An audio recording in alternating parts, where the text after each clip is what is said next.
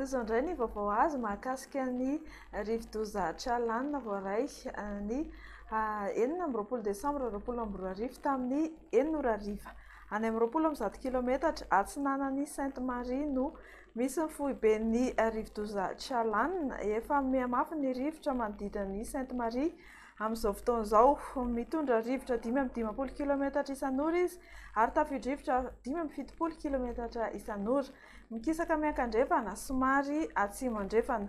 Vinavinaina kosa hipakany any amin'ny district Fenerive Est izy ho amin'ny Rapitso maraina. Tsy mbola misy ny fiovana mahakasika ny filazana izay voarain'ny district rehetra izay naharay izany filazana miloko mena hatrany any Sainte-Marie, Mananaravara, Sonerany Vongo, Feno Arivo Atsinanana, Vavateny ary Toamasina voaloha sy faharoa. Filazana miloko mavo kosa ho any Antalahy, Maroantsetra, Mandritsara, Andilamena, Amparafaravola, Ambatondrazaka, Moramanga, Brigaville ary Vatomandry. Iangaviana ny mponina rehetra mba hanaraka tsy tapaka ny toromarika omeny ny manam-pahefana eny ifotony.